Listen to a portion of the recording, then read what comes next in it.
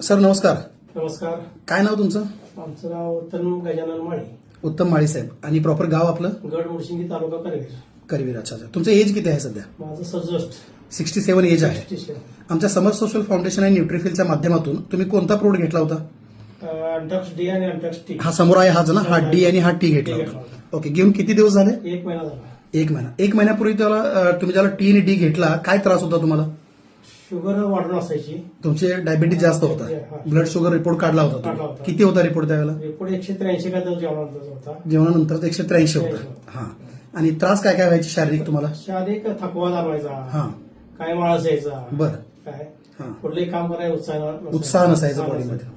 Diabetes किती वर्षापासून आहे तुम्हाला? मला शुगर गेल्या 28 वर्षापासून. 28 वर्षापासून आहे. 28 वर्ष गोळ्या चालू आहेत तुम्हाला? गोळ्या फक्त 2018 पर्यंत मी डायबेकॉन डीएस वर कंट्रोल केलं. बरं. हिमालया कंपनीच्या. बरं. त्यानंतर मग इंग्लिश ॲलोपॅथीच्या गोळ्या चालू केले. ॲलोपॅथीच्या गोळ्या चालून किती वर्ष झाली? 18, 7, 25 8 वर्ष झाली. 8 वर्ष झाली. म्हणजे 8 वर्षामध्ये ॲलोपॅथीच्या गोळ्या खाऊन देखील शुगर जास्तच दाखवते दाखवत होते. आणि बाकी शारीरिक ताणतणाव होताच. चालू होताच. ओके. दिसपणा जाणवायचा. आता आपला प्रोडक्ट तुम्ही किती दिवस वापरला फाउंडेशनचा? 1 महिना वाटतो. 1 महिना तुम्ही डीएनटीचा वापर केला. त्यानंतर तुम्हाला शारीरिक फरक काय जाणवले? शारीरिक थकवा कमी आला बरं.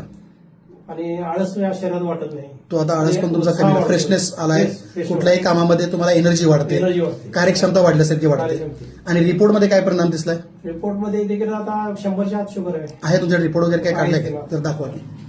मोबाईलवरती आहे का? दाखवा. रिपोर्टमध्ये मग साधारणतः 18 वर्ष गोळ्या वापरल्यानंतर सुद्धा ह्या अडचणी होत्या. होत्या. 1 महिन्याच्या टी आणि डीच्या वापरामुळे कमी आलं तुमचं. कमी आलं. ओके. हे तुमचं नाव आहे या ठिकाणी उत्तम माळी साहेब. 18/12/25 रिपोर्ट दिसतोय.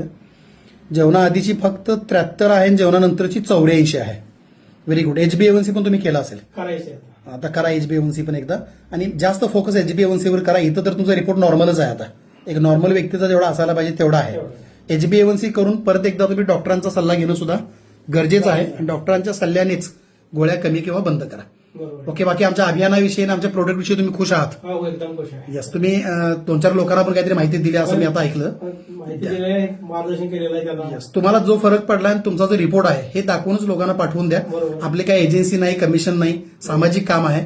लोकांचं भलं व्हावं आणि त्यांना चांगलं मार्गदर्शन त्या आजारामध्ये मिळावं. बरोबर. ओके. आणि डॉक्टरांच्या सल्ल्यानेच गोळ्या तुम्हीही बंद करा आणि तुमच्या नातलगांना पण तेच सांगा. बरोबर. एकदम ओके. थँक्यू. धन्यवाद सर.